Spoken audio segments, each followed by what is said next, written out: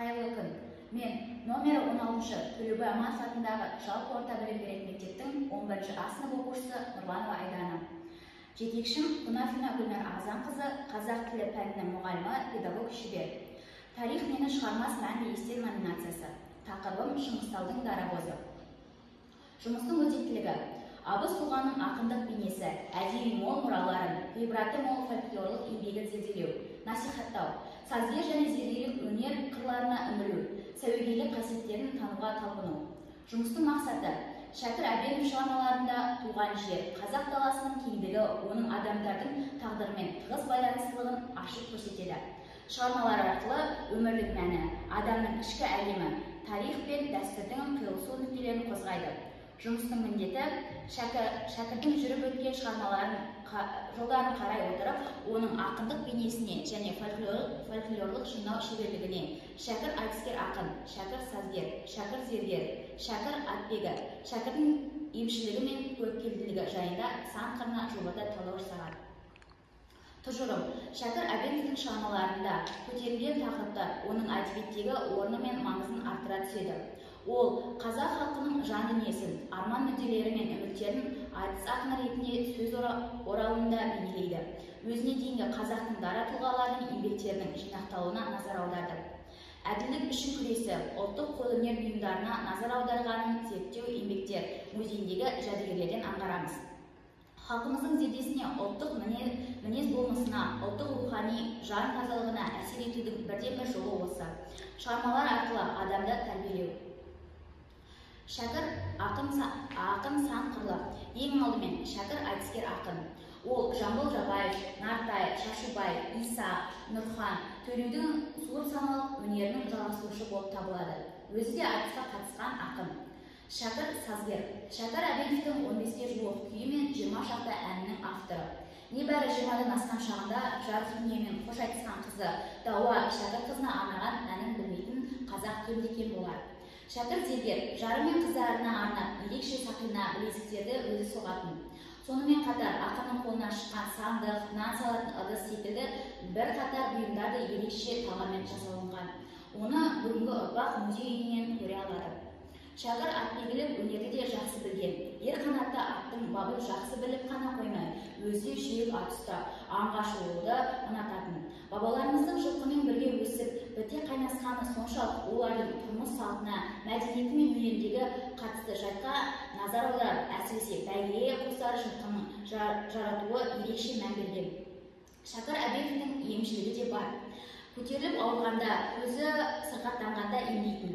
Және де адамның үстіне шыққан бөртпелерді де оңай көтеретін. Мұнымен қатар көріпкелділігі де болды. Қандай да бір оқиғаны күні бұрын біліп отыратын. Қызы Дауаның өмірден озатынын күнілері біліп, сезіп жүріпті. Сөйтсе, түрмеде жүрген кезде оның әкесі түсіне кіреді. Сонда әкесі 21 жыл бойына бір алданышты әкелем, 21 жылдан кейін алып кетем депті. Халық ақыны Шәкір Әбенов: бұл адамның басына бір үйренсе қашып құтылмайды екенсің. 1948 жылы тағы 5-ші рет ұсталдым. Содан 1948 жылы Кемерово облысындағы Маринск қаласындағы Севлаққа айдалып барып, 1955 жылы босадым деп, ақын сол бір ауыр шақтарын қинала еске алады. Халық жауы атанып, елден жасырынып, көрші қырғыз мемлекетін паналап жүрсе де, поэзияның алыс қалған емес. 1939 жылы Алматыға қайтып оралып, Жаңа, Сабырбай, Түбек, Дулат, Байкөкше ақындардың әдеби мұраларын алғаш қағаз бетіне түсіреді. Қазақстан ғылыми зерттеу орталарына тапсырады. Маман зерттеушілер Шәкір Әбеновтің орындауында ондаған ән күйді ортаға түсірді. Халық ақыны Шәкір Әбеновтің халықтық дастанды жаңаша толғаммен жырлаған Қозы Көрпеш баян сұлу поэмасы 1937 жылы Әдебиет және искусство журналында жарық көрді. Міне осы кезден бастап ақындық атағы шыға бастады. 1929-30 жылдағы коллективтендіру жұмыстарына қарсы пікір білдірген ол қудалана бастайды. Саялап Алматыға қарай ығып, одан Сәкен Сейфуллин, Ильяс Жансүгіров, Бейімбет Майлиндермен танысады. Абайтанушы Төкен Ибрагимов: Шәкір Әбенов әулие адам еді. Асқан білімді, орысша қандай сауатты. Сол абзал жүректі Әбділда Тәжібаевтың арқасында 1961 жылы ғана құлан таза ақталып, әкемнің өлең жырларының жарық көріне еркін жол ашады деп еске алды. Әкем Шәкір Абай туралы дастан жазып отырды. Мен Абайды жаза алмай екенмін, Шәкір болып кетті деп қағазын отқа лақтырып жіберді. 2-3 қағазы қоса лақтырды. Лап ете түсті. Жұлып алдым, өртеніп үлгеріпті. Бүтін жері көз жүгіртсем ақталғаны туралы жазыпты. Қазір құнды мұраға айналды, музейде тұр, дейді ақынның қызы Сана Шәкірқызы. Қарт шежіреші батагөй қария Шәкір Әбенов Қазақстанның тұңғыш президенті Нұрсұлтан Әбіш Назарбаевқа ұлттық дәстүрде салтанатты жағдайда халық атынан ақ бата берген. Ақын Төлеген Жанғалиев айтқандай, ғасыр тұлғасы Шәкір Әбеновтің ит жеккенге 10 барып, 10 оралуының себебі де бар еді.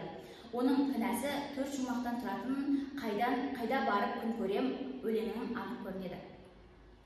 Ұлттық мұраға толық бұрылып, оны ұрпақ тәрбиесіне пайдалануға баса назар аударған шақта өткен өмірден мол сыр шертетін Шәкір Әбеновтей ақынның ұлттық қорғауға қосқан үлесін көрсетіп, әділ бағасын беріп бүгінгі таңның еншісінде. Абайдың әдеби мектебінің кеңес дәуіріндегі белді өкілдерінің бірі ретінде Шәкір танылған. Шәкір Әбеновтің тарихи танымдық тақырыптары қозғаған Кейпін батыр, Таңшебер жапал, Шыңғыстау сазы, дастандар деп аталатын жыр жинақтары басылымдары енген. Айтыс ақыны ретінде кеңінен танымал, оның Тәңірберді Әміреновпен айтыса, айтыс жинағында жарияланды. Алтай аруы, Сары жұлдыз, тағы да басқа 20-дан астам төл ән күйлері бар. Ақын Шәкір Әбенов халықтар достығы орденімен, медальдар және өзге де басқа марапаттарды иеленген. Оның ғасырға жуық өмірінде көрмеген азабы жоқ. Алайда ол өмірінің соңына дейін поэзиядан алыстаған емес. Сталинград түбіндегі қырғын шайқаста ерлігі үшін 1-ші дәрежелі Отан соғысы орденімен марапатталады. Елі үшін жанын аямаған, халық үшін қаһарлы іс жасаған Шәкір Әбеновтің поэзиядағы және қоғамдағы игі істері ұрпақ жанынан өшпейді. Назарларыңызға рахмет.